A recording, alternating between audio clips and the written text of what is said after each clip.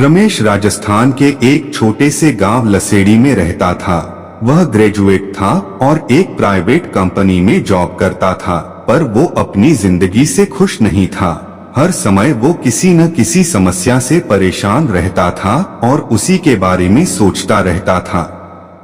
एक बार रमेश के गांव से कुछ दूरी पर एक फकीर बाबा का काफिला रुका हुआ था। शहर में चारों ओर उन्हीं की चर्चा थी। बहुत से लोग अपनी समस्याएं लेकर उनके पास पहुंचने लगे।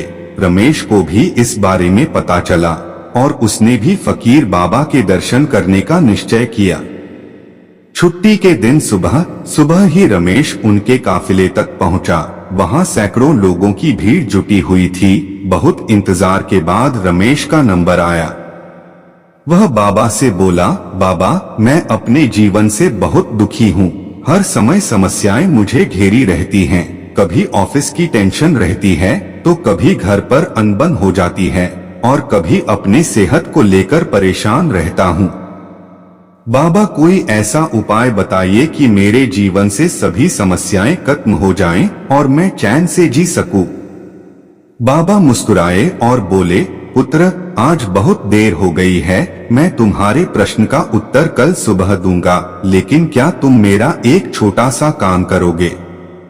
जरूर करूंगा, रमेश उत्साह के साथ बोला। देखो बेटा, हमारे काफिले में 100 ऊंट हैं और इनकी देखभाल करने वाला आज बीमार पड़ गया है। मैं चाहता हूं कि आज रात तुम इनका ख्याल रखो और जब 100 के 100 ऊंट बैठ जाएं तो तुम भी सो जाना। ऐसा कहते हुए बाबा अपने तंबू में चले गए। अगली सुबह बाबा रमेश से मिले और पूछा, कहो बेटा, नींद अच्छी आई? कहा, बाबा, मैं तो एक पल भी नहीं सो पाया। मैंने बहुत कोशिश की पर मैं सभी ऊंटों को नहीं बैठा पाया। कोई न कोई ऊंट खड़ा हो ही जाता। रमेश दुखी होते हुए बोला, मैं जानता था यही होगा। आज तक कभी ऐसा नहीं हुआ है कि ये सारे ऊंट एक साथ बैठ जाएं, बाबा बोले। रमेश नाराजगी के स्वर में बोला, तो फिर आपने मुझे ऐसा करने को क्यों कहा? बाबा बोले, बेटा, कल रात तुमने क्या अनुभव किया? यही ना कि चाहे कितनी भी कोशिश कर लो, सारे ऊंट एक साथ नहीं बैठ सकते। तुम एक को बैठाओगे तो कहीं और कोई दूसरा खड़ा हो जाएगा। इसी तरह तुम एक समस्या का समाधान करोगे तो किसी कारणवश दूसरी खड़ी हो जाएगी। पुत्र, जब तक जीवन है ये समस्याएं तो बनी ही रहती हैं, कभी कम तो कभी ज्यादा।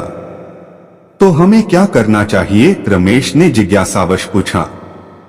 इन समस्याओं के बावजूद जीवन का आनंद लेना सीखो। कल रात क्या हुआ? कई ऊंट रात होते होते खुद ही बैठ गए। कई तुमने अपने प्रयास से बैठा दिए, पर बहुत से ऊंट तुम्हारे प्रयास के बाद भी नहीं बैठे और जब बाद में तुमने देखा तो पाया कि तुम्हारे जाने के बाद उनमें से कुछ खुद ही बैठ गए। कुछ समझे? समस्याएं भी ऐसी ही होती हैं। कुछ तो अपने आप ही खत्म हो जाती हैं, कुछ को तुम अपने प्रयास से हल कर लेते हो और कुछ तुम्हारे बहुत कोशिश करने पर भी हल नहीं होती। ऐसी समस्याओं को समय पर छोड़ दो। उचित समय पर वे खुद ही खत्म हो जाती हैं। और जैसा कि मैंने पहले कहा, जीवन है तो कुछ समस्याएं रहेंगी ही रहेंगी, पर इसका ये मतलब नहीं कि तुम दिन रात उन्हीं के बारे में सोचते रहो। ऐसा होता तो ऊंटों की देखभाल करने वाला कभी सो नहीं पाता। समस्याओं को एक तरफ रखो और जीवन का आनंद लो। चैन की नींद सो। जब उनका समय आएगा वो खुद ही हल हो जाएंगी। पुत्र, ईश्वर के दिए हुए आशीर्वाद के लिए उसे धन्यवाद करना सीखो। पीड़ाएं खुद ही कम हो जाएंगी। फकीर बाबा ने अपनी बात पूरी की।